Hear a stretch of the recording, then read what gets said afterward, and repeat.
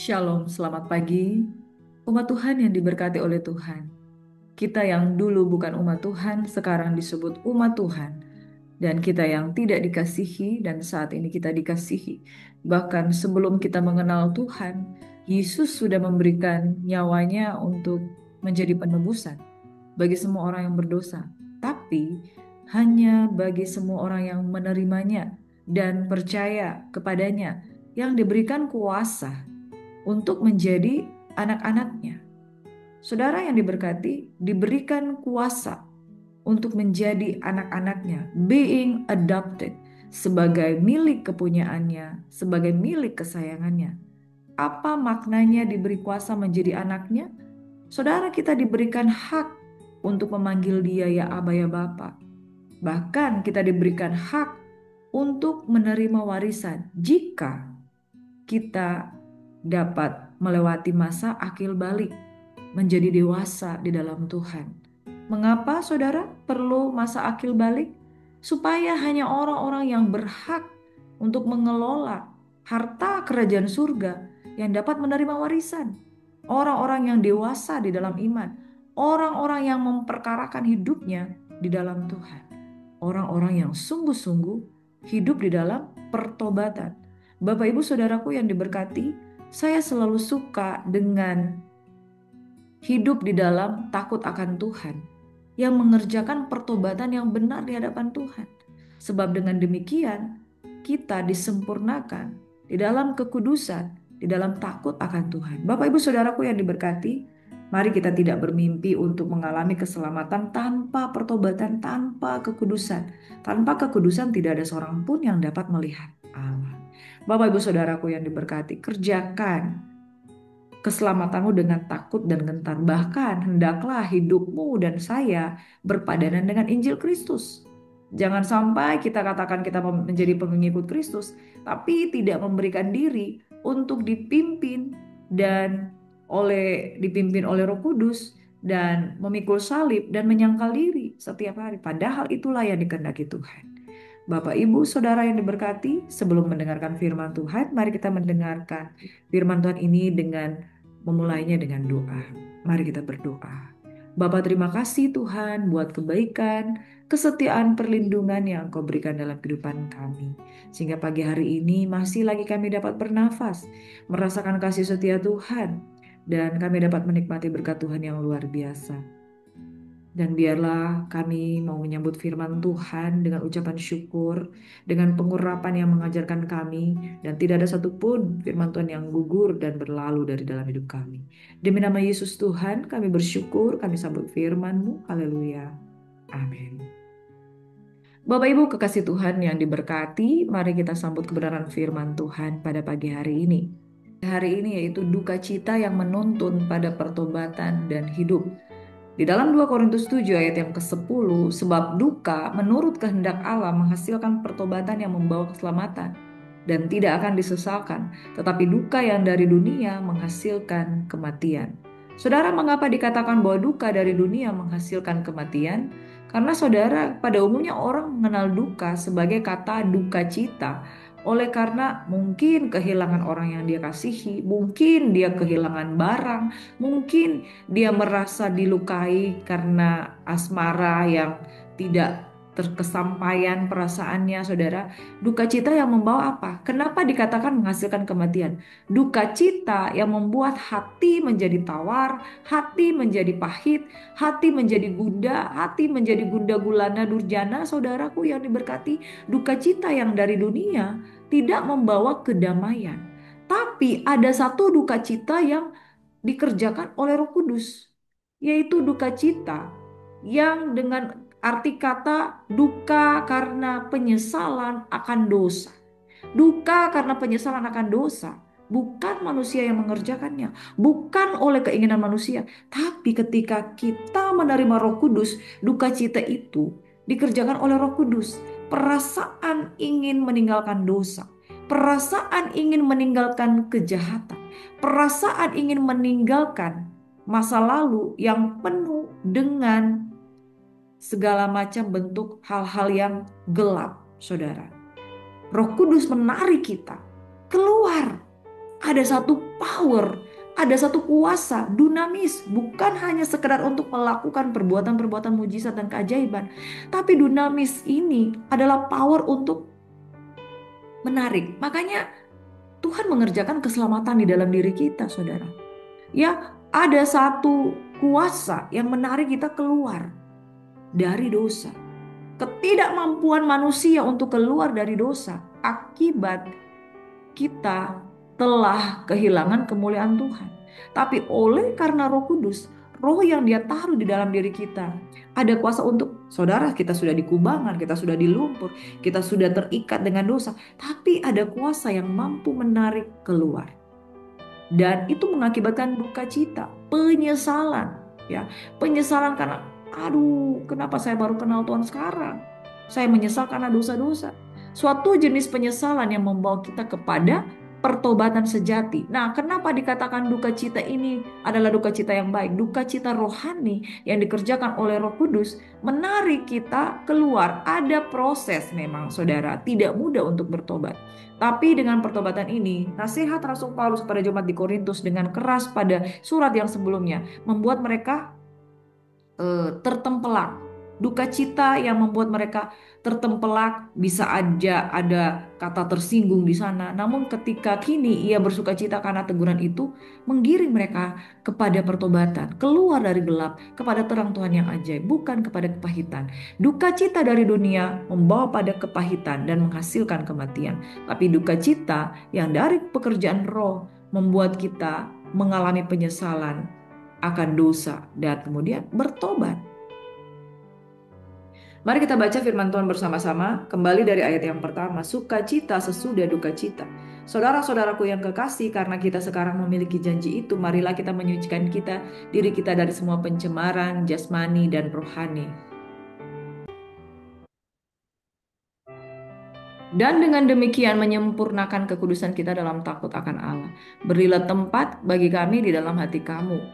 Kami tidak akan pernah berbuat salah terhadap seorang pun. Tidak seorang pun yang kami rugikan. Dan tidak dari seorang pun kami cari untung. Aku berkata demikian bukan untuk menjatuhkan hukuman atas kamu. Sebab tadi telah aku katakan bahwa kamu telah beroleh tempat di dalam hati kami sehingga kita sehidup semati.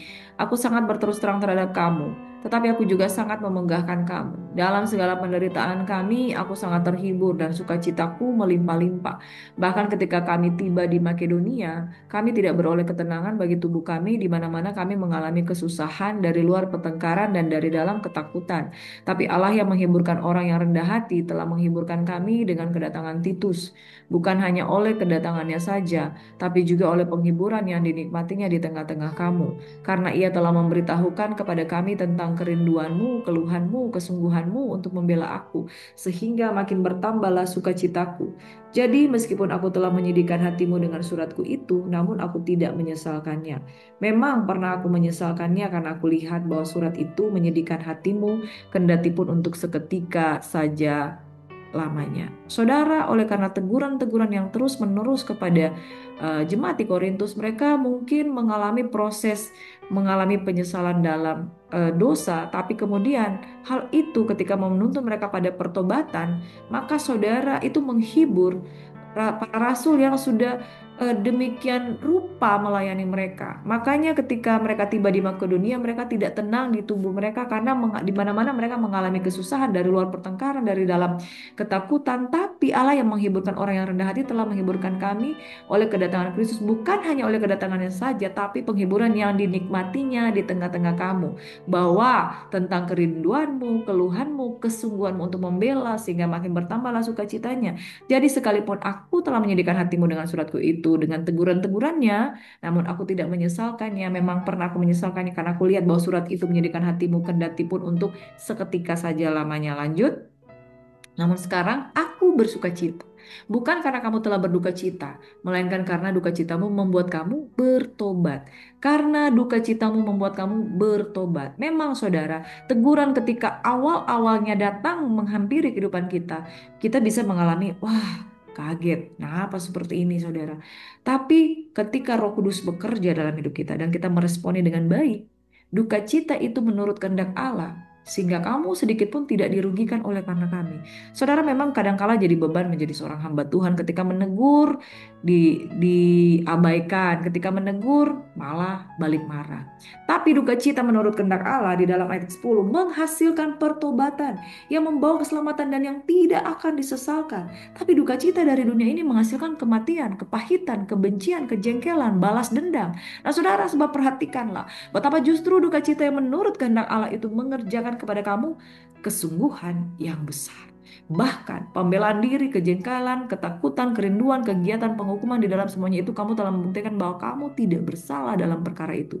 Sebab itu, jika aku telah menulis surat kepada kamu, maka bukanlah karena orang yang berbuat salah, atau oleh karena orang yang menderita perbuatan salah, melainkan supaya kerelaanmu terhadap kami menjadi nyata bagi kamu di hadapan Allah. Sebab itulah kami menjadi terhibur, dan selain penghiburan yang kami peroleh itu, kami lebih lagi bersukacita oleh karena sukacita Titus. Sebab kamu semua menyegarkan hatinya. Aku memegahkan kamu kepadanya dan kamu tidak mengecewakan aku. Kami senantiasa menyatakan apa yang benar kepada kamu, demikian juga kemegahan kami di hadapan Titus sudah ternyata benar. Dan kasihnya bertambah besar terhadap kamu apabila ia mengingat ketaatan kamu semua, sebagaimana kamu menyambut kedatangannya dengan takut dan gentar. Aku bersuka cita sebab aku dapat menaruh kepercayaan kepada kamu dalam segala hal. Beberapa poin penting yang kita akan bahas pada pagi hari ini, saudara. Yang pertama, duka yang sesuai dengan kehendak Allah. Paulus tidak menyesal telah menyedihkan mereka karena hasilnya adalah perubahan hati dan hidup. Paulus mengalami dilema yang semua hamba Tuhan pasti pernah mengalaminya, bahwa kadang menegur orang, kita akan disangka kamu menyakiti dia. Kita akan disangka kamu terlalu saklek, terlalu strict, kamu memaksakan prinsip-prinsipmu. Tetapi firman Tuhan katakan di dalam Ulangan 6 ya, ayat 1 dan seterusnya, Shema, yaitu memperkatakan firman Tuhan berulang-ulang. Justru itu karena kasih dari orang tua yang mengajarkan firman Tuhan itu siang dan malam. Saudara, anak-anak tidak ada yang tahu kebenaran. Anak-anak tidak ada yang bisa mengerti tentang bagaimana takut akan Tuhan. Tetapi mereka dijejali dengan firman Tuhan. Shema, peringatan tentang kebenaran itu berulang-ulang. Seolah-olah firman Tuhan itu dipaksakan. Demikian pula yang kita masih kanak-kanak rohani. Itu firman Tuhan harus dijejalin di pikiran kita. Yaitu teguran-teguran yang dijejalin dalam kehidupan kita. Supaya saudara, kita kemudian mengerti apa itu batasan. Kita mengerti apa itu pertobatan. Saudara, kalau saudara masih kanak-kanak, saudara itu harus dijejali dengan firman. Supaya pada akhirnya ngerti. Dan terjadi perubahan hati, perubahan hidup. Ada duka yang menurut kehendak Allah, yaitu kesedihan yang membawa kesadaran akan dosa dan kerinduan untuk kembali kepada Tuhan. Bukan sekedar rasa bersalah, tapi keinginan kuat untuk hidup benar, keinginan kuat untuk meninggalkan dosa. Jadi saudara, kalau hari ini saudara masih ada di dalam dosa, tapi tidak punya keinginan untuk bertobat, jadi pertanyaan, saudara sedang tidak mengerjakan keselamatan Tuhan dengan takut dan gentar. Ingat saudara, aplikasikan dalam hidup kita. Saat Tuhan tegur kita lewat firman, lewat hamba Tuhan atau keadaan, jangan mengeraskan hatimu. Jangan tumpul hatimu. Biarkan duka karena mungkin tertempelak. Itu mengarah pada pertobatan. Bukan salahkan orang lain, bukan merasa malu tanpa perubahan, bukan kemudian mengurung diri, tapi buka hati. Dan kesedihan itu akan mengerjakan kesadaran yang kuat akan dosa. Akibatnya kita dikuduskan. Amin. Ciri-ciri pertobatan yang sejati. Ada 7 pertobatan sejati, buah dari pertobatan sejati. Yaitu kesungguhan. Nah saudara perhatikan.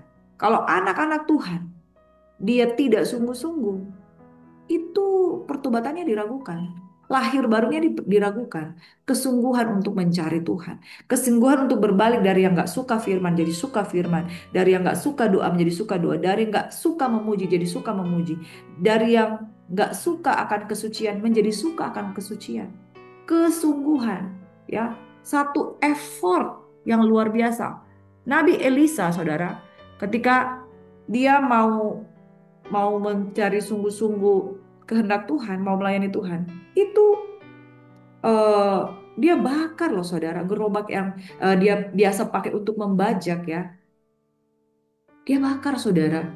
Nah saudaraku, eh, di sini kita mau katakan, tanggalkan masa lalu kita, kesungguhan. Amin. Ciri-ciri pertobatan yang sejati. Yang kedua, pembelaan diri. Pembelaan diri kita bahwa Tuhan yang membela kita untuk kita meninggalkan manusia berdosa kita. Lalu ada kebencian, amarah terhadap dosa. Dosa tidak akan menjadi sahabat anak-anak Tuhan. Dapatkah anak Tuhan jatuh dalam dosa? Dapat. Karena apa? Daging, masih daging. Tapi kebencian terhadap dosa itu nyata.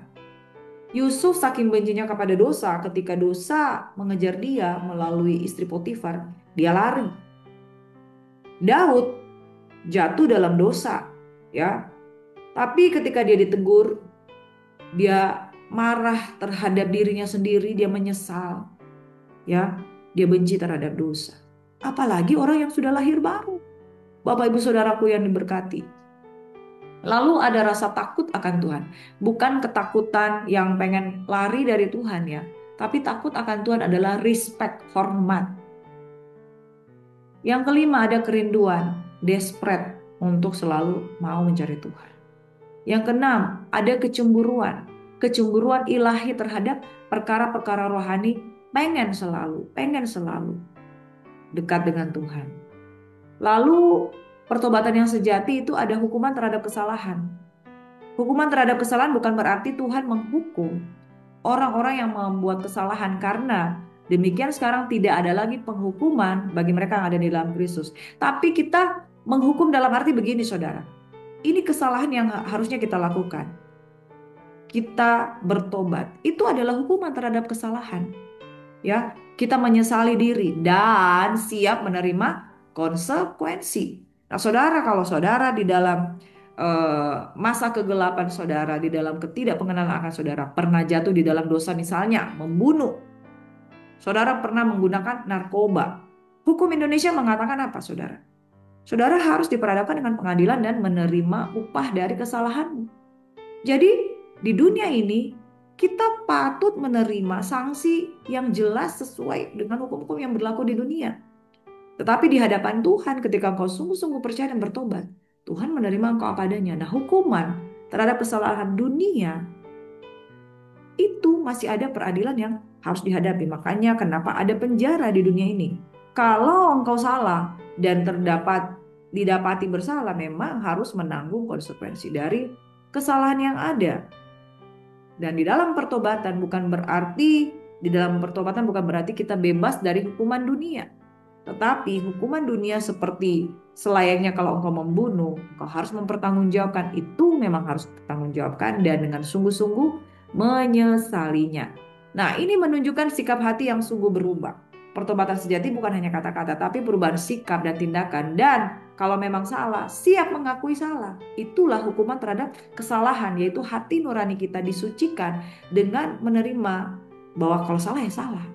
Bukan salah, enggak, saya enggak salah, enggak bisa seperti itu. Mari evaluasi diri kita, apakah pertobatan kita sungguh-sungguh, apakah kita tulus, apakah ada buahnya dalam kehidupan sehari-hari, perubahan sikap. Yang dulu mencuri sekarang tidak mencuri lagi. Amin. Poin yang ketiga, buah dari teguran yang sehat. Sukacita Paulus karena Titus juga melihat perubahan nyata dalam jemaat Korintus. Itu yang dibawa pesan dari Titus tentang jemaat di Korintus, menunjukkan bahwa menegur dalam kasih itu membawa pemulihan bukan kehancuran. Saudara menjadi hamba Tuhan, saudara akan diperhadapkan. Menegur jemaat itu nggak gampang. Tapi ketika teguran itu terus dinyatakan, ada buahnya, yaitu pertobatan, itu indah sekali saudara. Ketika saudara mulai melakukannya, wah tidak ada perubahan, begini-begini aja, gerejanya jemaatnya begini-begini aja, tidak disiplin, tidak mau bertobat, tidak menghormati hadirat Tuhan. Tapi konsistensi tegur menegur dengan firman, satu saat ketika berbuah, itu mengerjakan sukacita luar biasa. Paulus berkata, aku mempunyai kepercayaan penuh terhadap kamu. Nah, saudara jemaat dan pemimpin rohani dipanggil untuk saling menguatkan dan membangun, bukan menjatuhkan. Bila ada yang jatuh, bantu mereka bangkit seperti Paulus melakukannya kepada jemaat Korintus. Dengan cara apa? Kalau saudara ditolak, jangan berhenti menegur, tapi berdoa supaya minta hikmat. Tuhan, bagaimana cara menegur dengan baik? Saya mengalami saudara, bahwa menegur itu kadangkala justru gelombang penolakan itu jauh lebih besar. Karena apa? Jemaat tidak siap dengan duka cita untuk mengerjakan pertobatan, tapi pada akhirnya teguran demi teguran itu terus mengubahkan hidup mereka.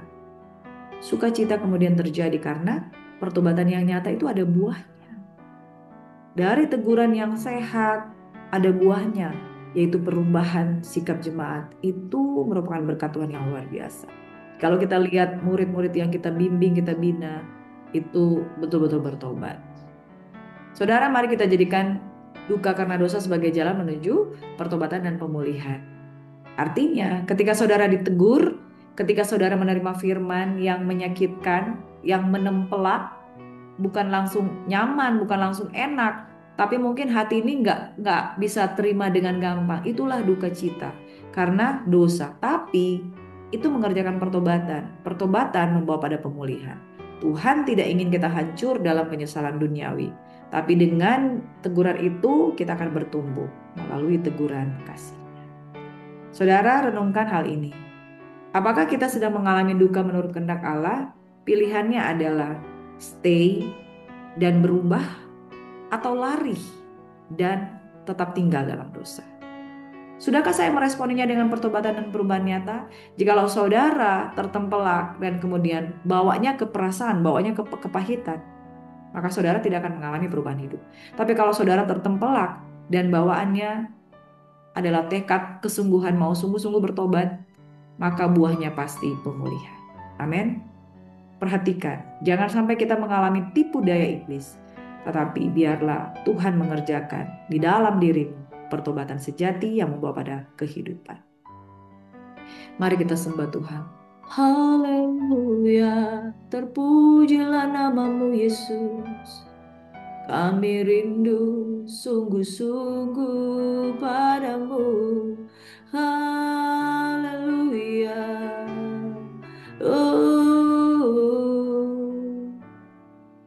Bapa, aku berdoa dalam nama Yesus.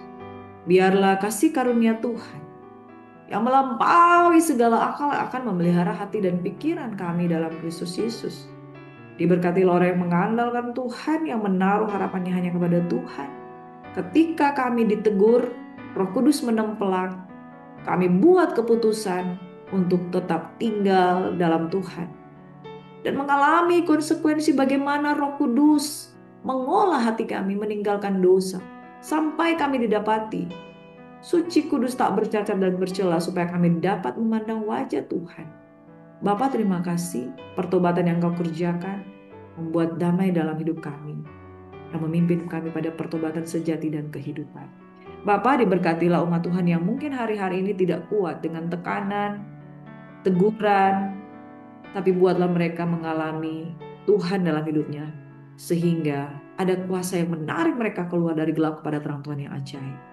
Bahkan diberkatilah mereka yang datang dalam nama Tuhan yang memiliki beban pergumulan sakit penyakit. Mujizat masih nyata, masih ada dalam nama Yesus. Kami berdoa mengucap syukur.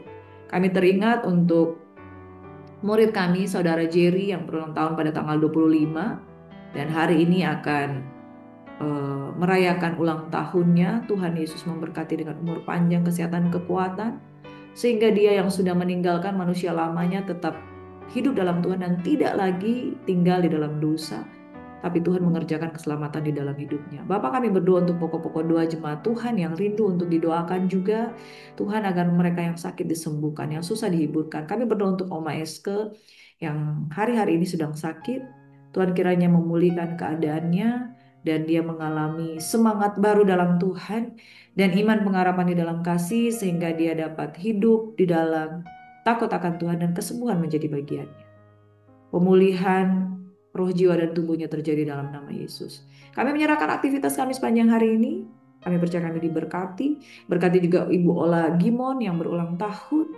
Tuhan memberkati dia dengan umur panjang, kesehatan, kekuatan, dan matanya bisa melihat lebih lagi dalam nama Yesus. Tuhan kiranya memberkati kita semuanya. Tuhan memberkati dan melindungi engkau. Tuhan menyinari engkau dengan wajahnya, memberikan engkau kasih karunia. Tuhan memperhadapkan wajahnya kepadamu, memberikan engkau damai sejahtera. Keluar masukmu diberkati, ditunggu, dijagai oleh Tuhan. Dalam nama Yesus, kami berdoa dan mengucap syukur. Amin.